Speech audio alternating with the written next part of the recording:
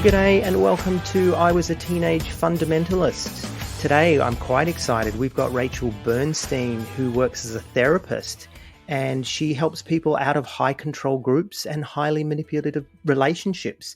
She provides individual counseling, family counseling, sometimes group therapy, and she helps families who are trying to reach their loved ones who maybe are in a high control group or even cults. Welcome to our show, Rachel. Thank you so much, Troy. Thank you so much, Brian. It's a pleasure to be here. No, it's great. And for listeners, we have done a crossover episode with Rachel where Rachel spoke to us about our experiences in high control groups or cults, as we've certainly come to the conclusion at the end of last season that we certainly were in cults. It took us a long time to get there and to admit our part of the failure. But Rachel, before we do launch into really trying to dig a bit deeper about the work that you do, tell us about your backstory. Like, how did you end up doing what you do now, working with people who are coming out of high control groups and highly manipulative relationships? Right. Yeah, it is an unusual thing to do. So I understand the question. Well, I had a family member, actually, a sibling, who got caught up in a particular group that is quite litigious, so I won't mention the name. There was a sudden personality shift, a liquidating of the bank account, which was minimal, but she had worked hard to collect what she had through odd jobs and things, and suddenly it was gone.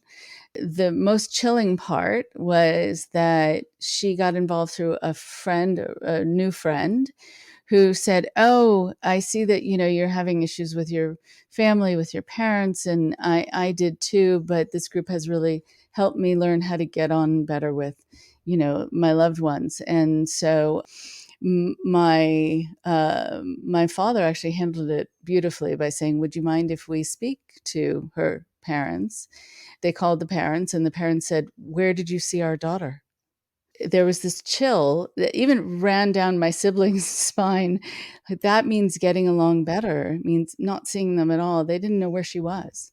I thought, if language can be so turned around so that not seeing someone means getting on better with them, what else happens? Sort of, how do people's heads get played with in this way? And it's really unconscionable. And also that there are groups out there that are thieves that steal people away from their family or their life or their path and kind of have no conscience about it. So when I was studying in college, I had already learned by that point, because it was dinner table conversation, which I know is unusual, dinner table conversation. But I had learned that there were a lot of cults that had front groups, names that they used to pass. So it seemed like they were legitimate. And I saw them on my college campus. No one had any idea what they were. And I thought, wow, this really is happening in real time. And so when I decided to become a therapist, I thought I need to make sure that I make myself available in this way to people who are experiencing this. And so for the last 30 years, that's been the bulk of my private practice and my work at clinics, working with people who've experienced these sorts of things.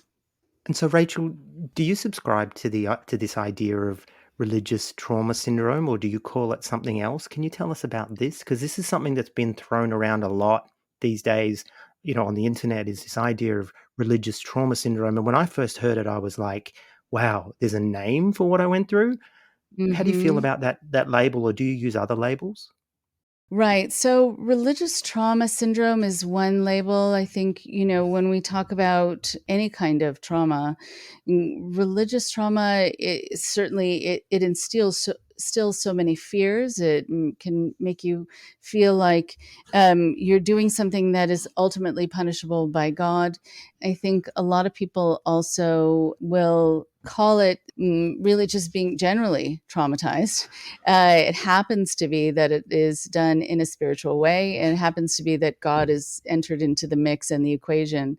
But I also think that when you have a situation like this, you also have a certain kind of social trauma. You're disengaged from the world, from your life, from so much of what is happening, that you can't really function anymore in society because you're not part of society. It's traumatizing all around. Yeah, look, it's pretty crazy, and certainly many of our listeners and the people within our listener community on Facebook talk about this. They talk about it in different ways. They use different language about the trauma they've experienced, but quite often it's got a delayed onset. So it'll be 5 years, 10 years, with some people even 30 years after they've departed a high control group or a cult. Can you tell us about, best ways to manage the effects of this? In lay terms, what can people do to actually manage what's coming up for them? What's so interesting about trauma is that it manifests in so many different ways. And sometimes you're aware of it and you have the language to be able to say, I'm feeling fearful and I'm not sure why. I'm feeling suddenly having this wave of panic, don't know where it's come from, or feeling depressed. For other people, they feel it in their bodies. I mean, trauma is something that we carry around with us on a cellular level.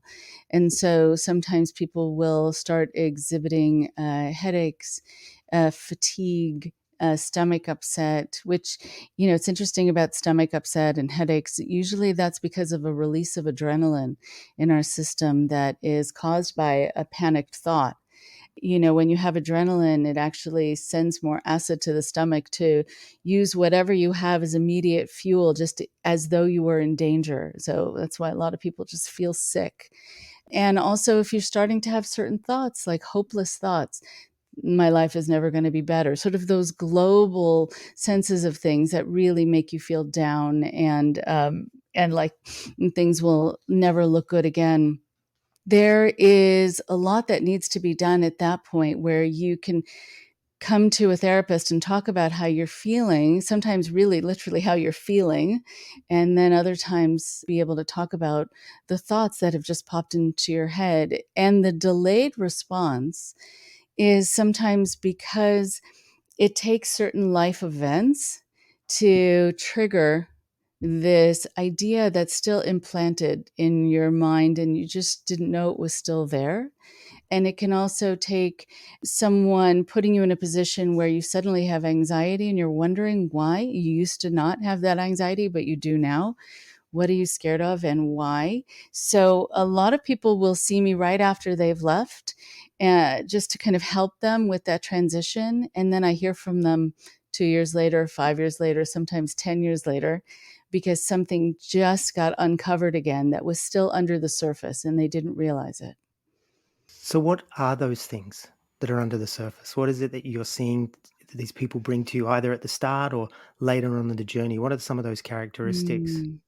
Okay, so when I hear from people later on, sometimes what happens is, for example, if somebody has a job and they suddenly lose their job or they're fired, and the thought that pops into their mind is, that's a punishment from God.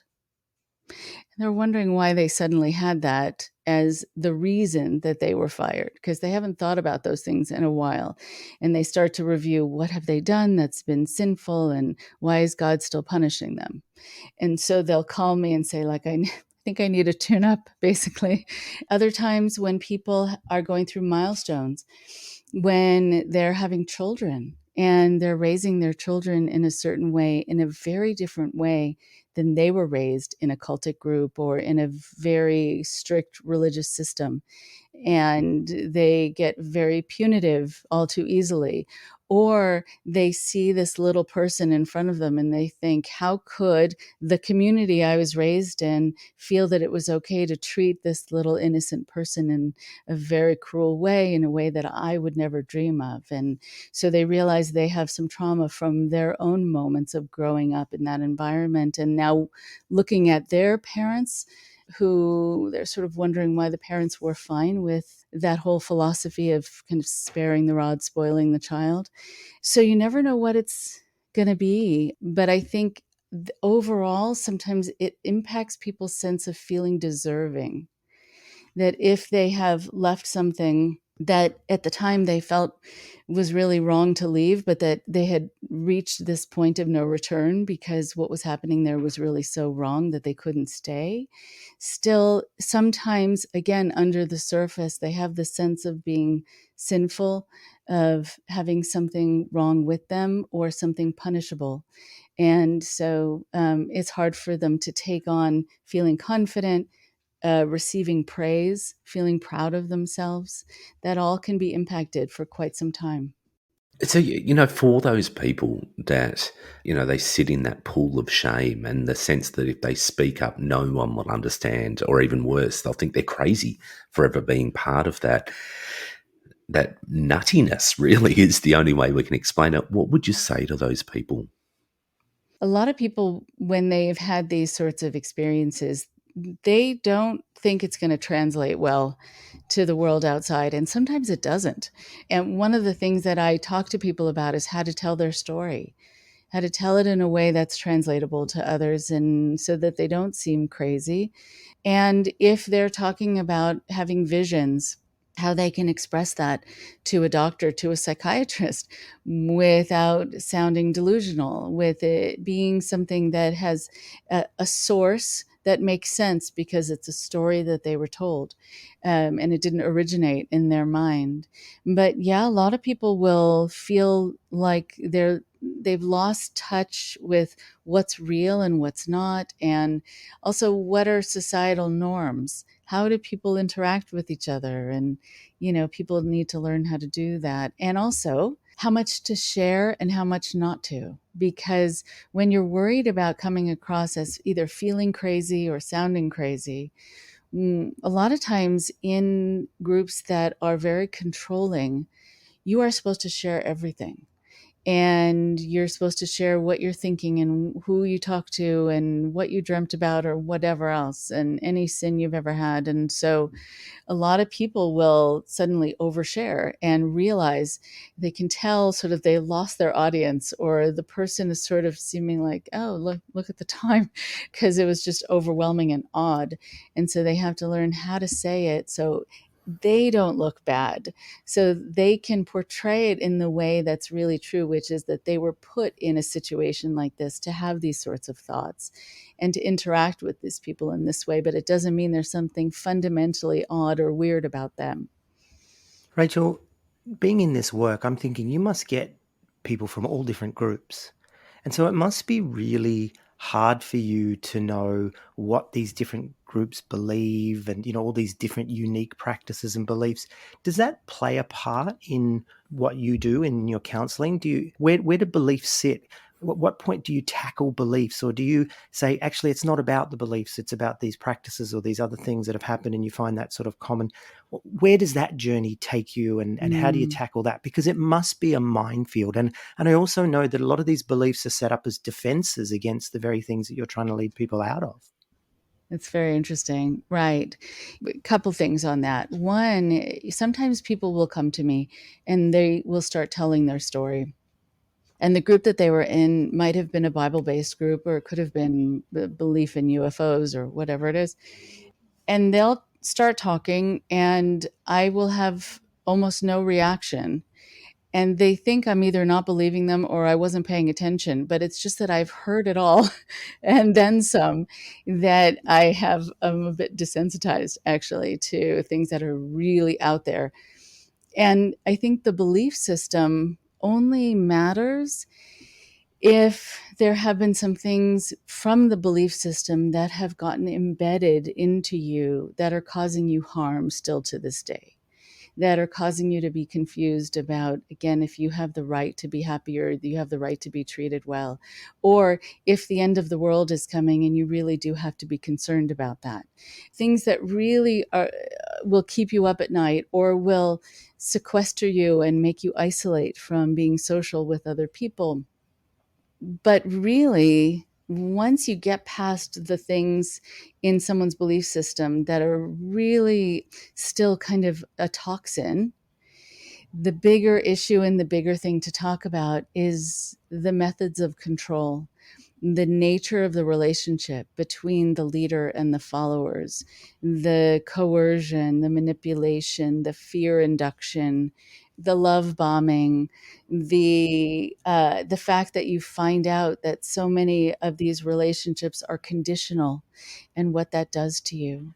We can start with, and I will ask, what is still on your mind, or what are the things that you're still having nightmares about, or the things that are making your heart race, or feeling down, or feeling hopeless. Let's deal with those first, and then let's zoom out and let's look at the system that you were put in, and that it's a well-oiled machine of manipulation, and let's understand it together. So, do you? And I don't know if you've done any analysis, or you can just speak off the cuff with this one. But do you notice a difference between people that were raised in these high control groups or cults to those that were converted later in life? Like, are there characteristics that separate them? Are one easier to work with the other, or does, in the end, just being involved in one of these groups pretty much end up the same?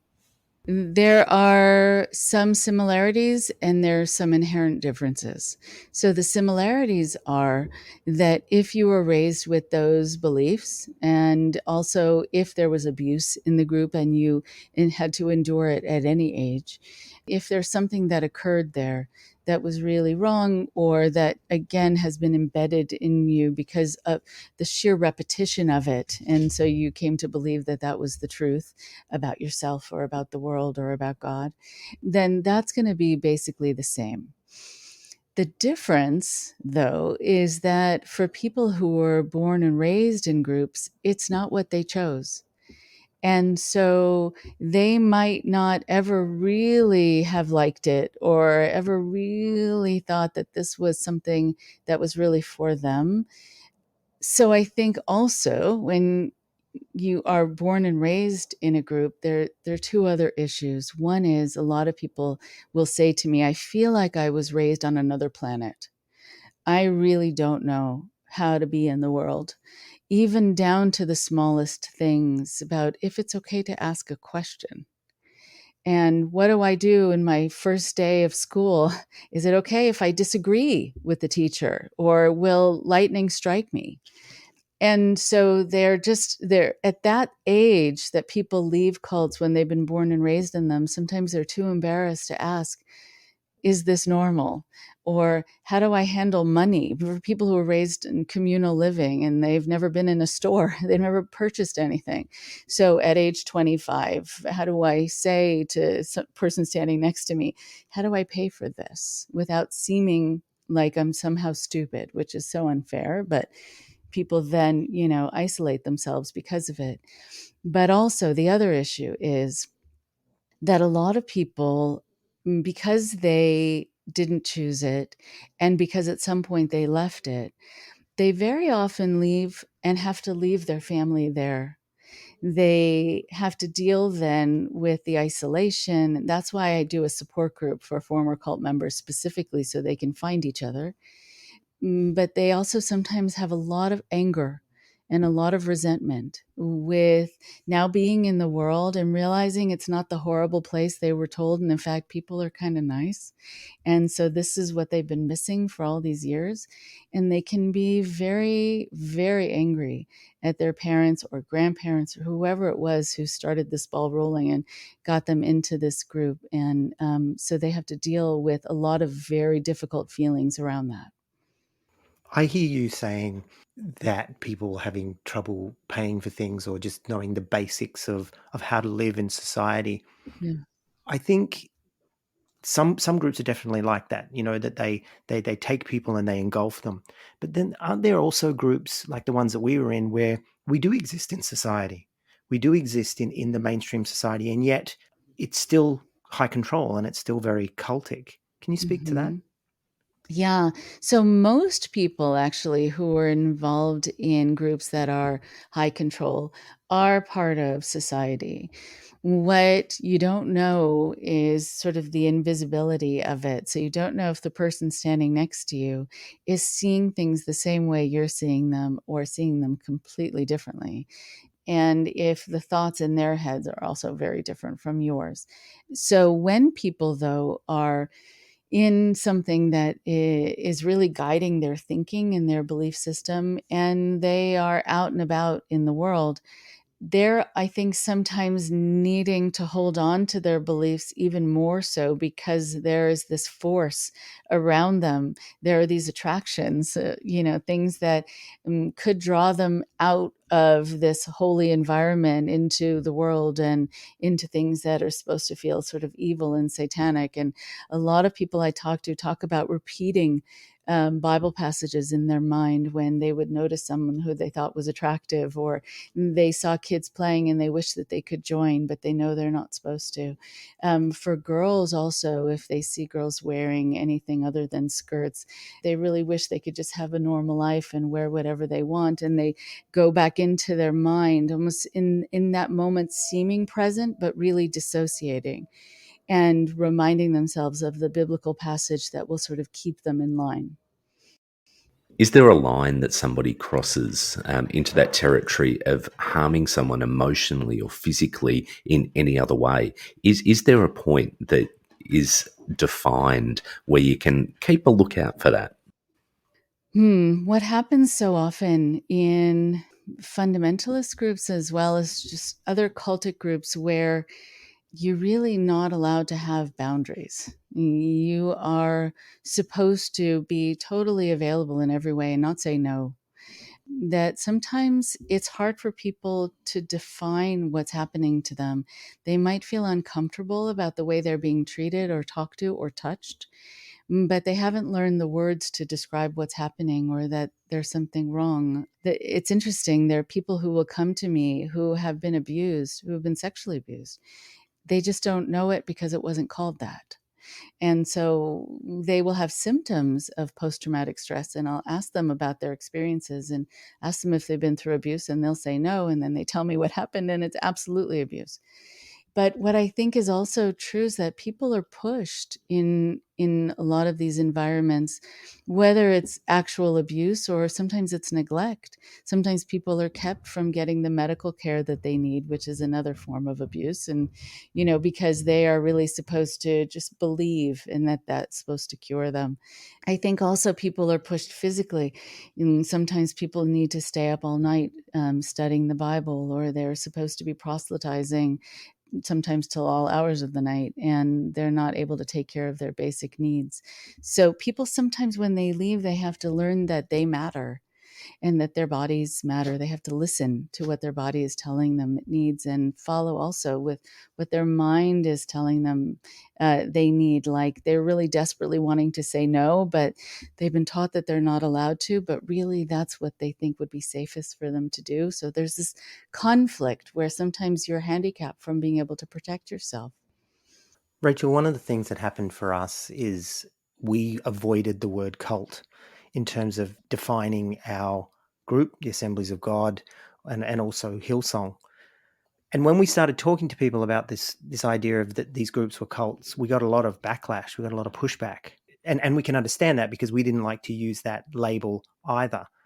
But when we look at the groups and we look at some of these models, it seems that they do line up, And so I guess I want to ask you, how do you feel about that term cult? And should there be other terms that we could use that are less sort of emotive? And what are some of the characteristics then, regardless of what we use, what word we use, what are some of the characteristics that people should be aware of when joining a group? I try to kind of give people permission to not be mired in needing to figure out if they were involved in a cult or not, unless it's helpful to them to know it.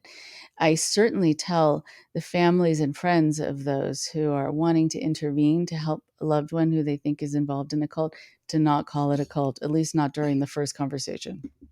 Because there's no way to understand how someone else defines that. And sometimes also it just causes so much defensiveness. And then people are worried that they're going to be seen as so different because they're involved in something called a cult. But I think one of the reasons on my podcast that I use the phrase systems of control is because I think it is that sometimes within these groups, the thing that distinguishes it from a healthy group is that it has total control over you, over your thinking, over your belief system, sometimes over your body. And so that can happen in a relationship, and it can happen in multi-level marketing, and it can happen in a fraudulent teen treatment program, and it can happen in a Bible-based group. It can happen on a mountaintop at wherever, at some ashram.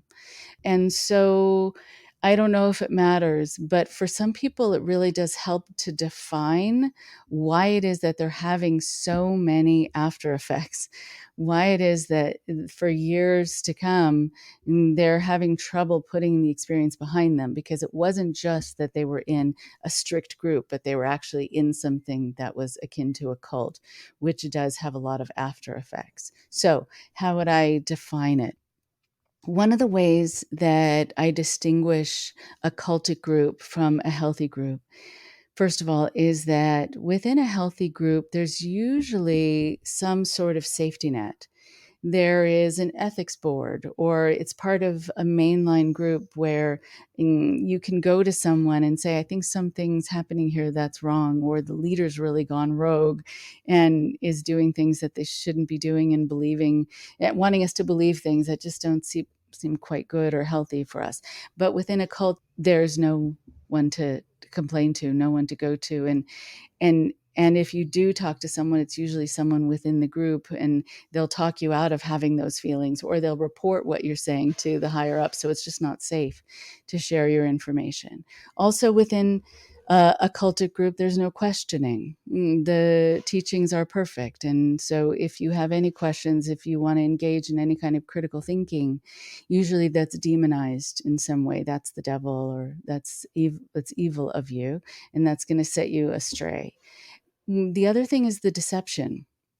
Within a cultic group, you very often don't know from the moment that you get involved what the true intention is for you, and that how nice and wonderful it seems right now, it is actually going to be changing, sometimes after a while and sometimes pretty quickly. That the pressure is then going to be on you, and it's going to be very easy to feel like it's easy to fail in people's eyes. And again, your adrenaline's going to be pumping, and your whole self-concept is going to be changing, and it's going to tear you away from the people outside of it, or the world outside. And also within a cult, there's this us versus them mentality. This is our group, and we are good, and everyone else isn't, or everyone else needs salvation, or everyone else is of the devil. And so it makes your world very small and really separates you from the world outside. There are many other kind of examples, but I think those are the heavy hitting ones. Now, Rachel, this might seem a bit of a stretch after, a conversation that we've just been having, but are there any redeeming features or qualities of these groups at all? Right. If I'm going to look at it and be reasonable about it, then yeah. First of all, the community. You don't know at the time something that actually is very, very hurtful that, I've mentioned about these connections being conditional based on if you're there and if you believe. The fact that you have a community, especially for people who have felt isolated, it feels very good. And also for people who are kind of awkward socially, they don't have to work to make a friend.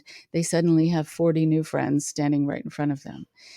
And for people also who are coming from family systems that are destructive or have been dangerous in one way or another, it gives you the feeling that you're with, an organization that really does care about you and can provide you with sort of a new family, new parents.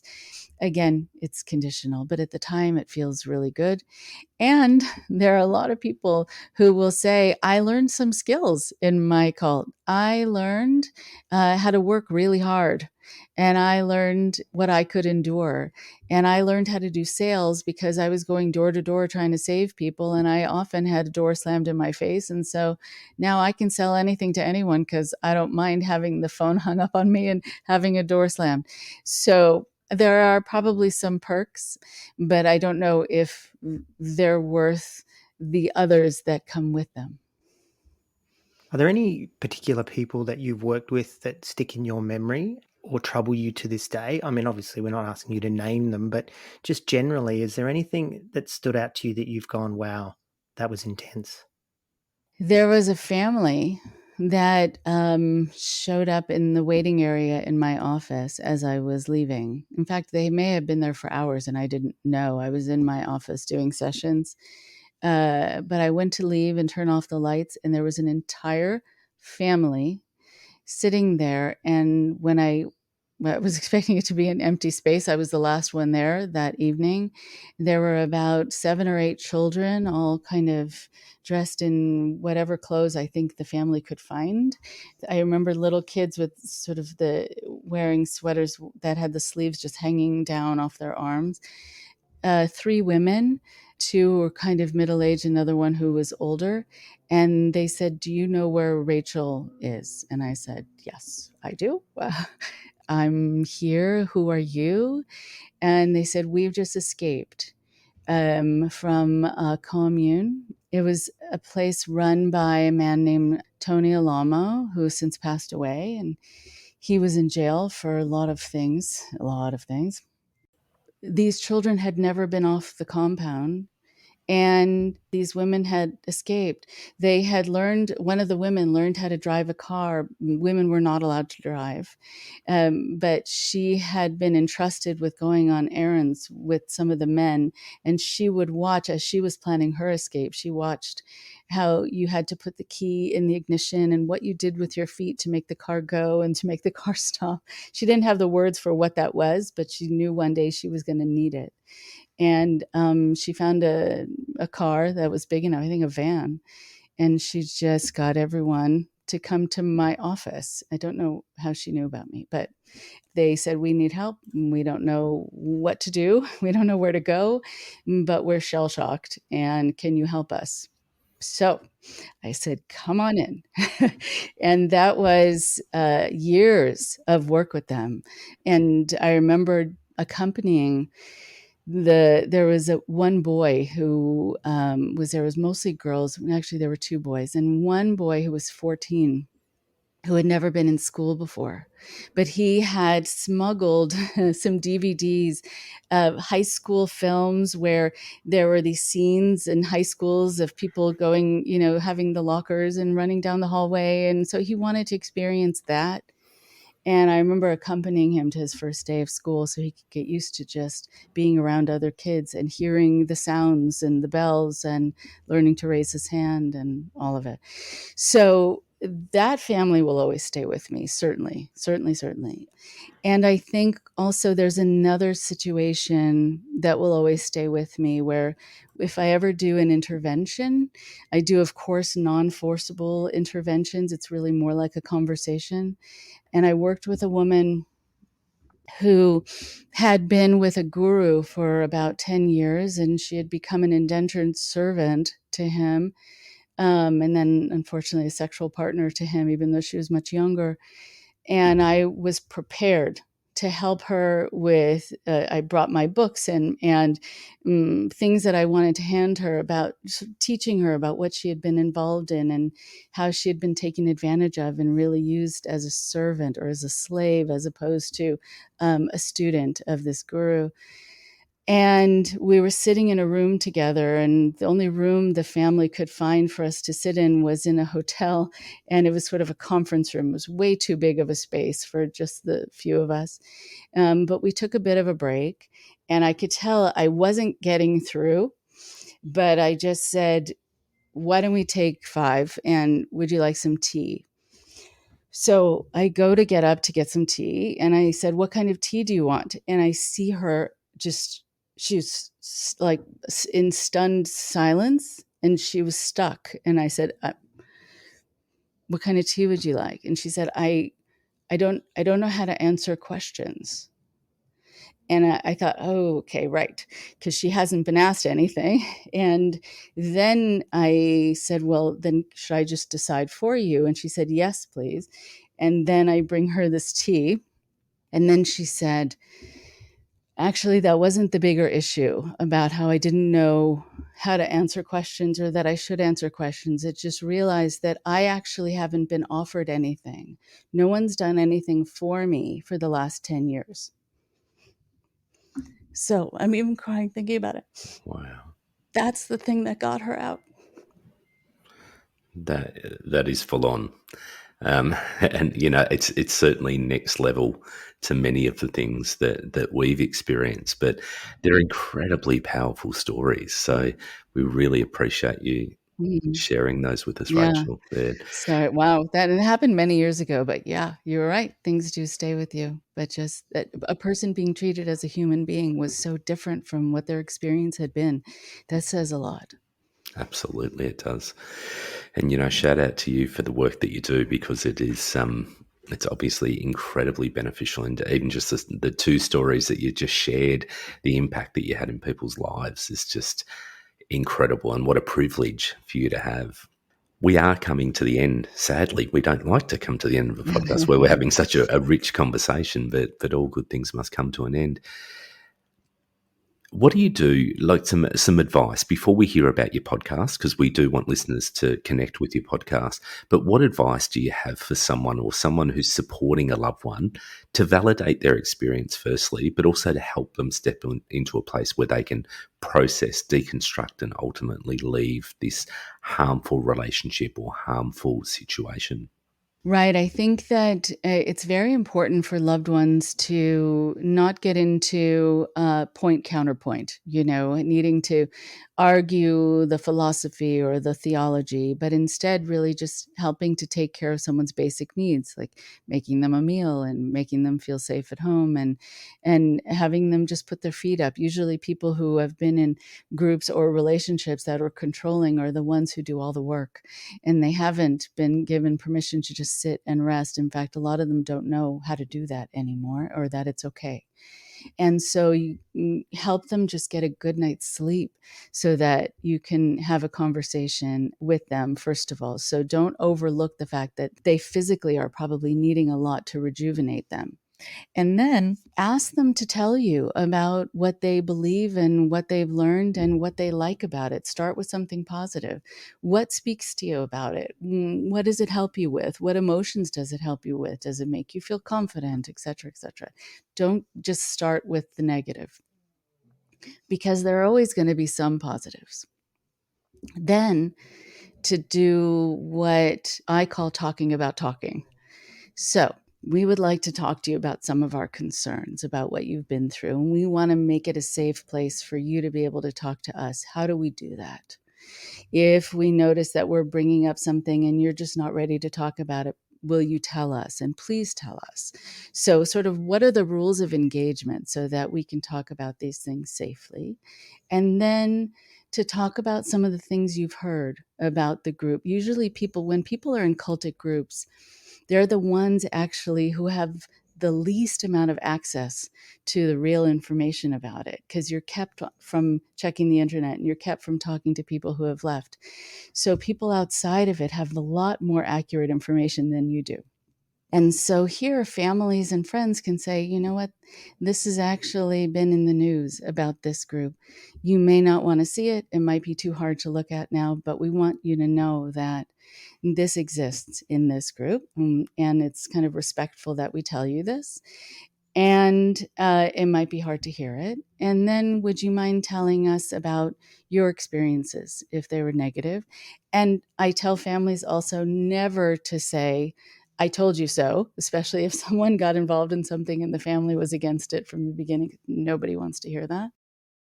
And to take your time. You don't have to extract someone and get rid of their way of thinking right away. It's a process. It takes time. Just as it took time to get them into that mode of thinking, it takes time to get them out. But also, and this should not be overlooked, bring fun and laughter and smiles back into somebody's life. Because usually when someone's involved in a controlled relationship or in a controlling group, their life has become very serious. And they're often in survival mode, or they have a mission, and they haven't actually smiled and laughed sometimes for a long time. That can be very healing and reconnecting. That's some really good advice. Yeah, really, really good. Actually, humor is one of the things that we try to bring to our podcast all the time. Mm-hmm. Rachel, lastly, tell us about your podcast. I discovered your podcast a little while ago, and there's just so much there. You've got an amazing back catalogue of people that you've talked to and experiences that you're sharing. And I think a lot of people will draw not just the content, but also the validation of their own experience. So tell us about your podcast. How do we find it? How do people connect with you, etc.? Thank you. Yeah, because going back to your previous question, one of the things that helps is getting people connected to other people and having a community and reconnecting with family or friends or other former members or people who have been involved in similar kinds of controlling relationships. So that was part of the impetus for my podcast, so that people could hear that other people have had similar experiences. In fact, over the many years that I've done this, there were so many times that someone would tell me a story, and I was happy they felt safe enough to tell me the story, but I would often have the thought, I shouldn't be the only one hearing this, that this is actually a fantastic way of teaching people about how people can be vulnerable at so many different times in their lives and for so many different reasons. And also, this is a story about what helps people when they leave. And so I almost hated just to keep that information in my office, during a session.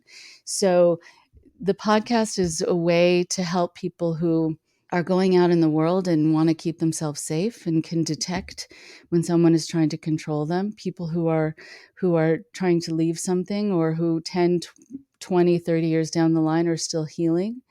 If people have an interest in wanting to tell their story on the podcast, they're welcome to be in touch with me. You can find it wherever podcasts are available to you. A lot of people listen on iTunes and SoundCloud. I post things on the sites on Instagram and Twitter, etc., and YouTube. It's called IndoctriNation with a capital I, capital N. Can email me at indoctrinationshow@gmail.com if you have any questions about it or can't find it or would like to be on it, actually. Yeah, we're a bit excited because we were guests on your show, so people can connect with that episode. But please trust me, there's an amazing back catalogue there, folks, and it's really worth connecting with this podcast 100%. Thank you. Oh, thank you so much. Yeah, and when I first started it, my first guest was Patricia Ryan, and I did that on purpose. She's the daughter of Congressman Leo J. Ryan, who was killed at Jonestown when he was trying to rescue his constituents there. And for a lot of people within our generations, that's the first time we really heard about what a cult can be and what can happen there. So as an ode to, her and her family, she was the first guest. And it's just grown from there, and it's been very gratifying. It has been a pleasure, Rachel, and we do encourage people to listen to Indoctrination. You'll certainly connect. Our listeners will connect with this because it really is a similar vein of stories and also an incredibly helpful platform for people to be able to tap into. So thank you so much for today. Thank you. It's really been a pleasure talking to you for what has been a couple of hours with both episodes. So it's been fantastic. And thank you again for agreeing, and best of luck going forward. And I think we'd love to have you back on sometime because this is such incredibly helpful content for people. So stand by. Well, I'm sure we'll reach out again in the next season. Wonderful. That's exciting. I'd love it. Thank you so much. Thanks, Rachel. All right, I'll see you next week, Brian. See you then.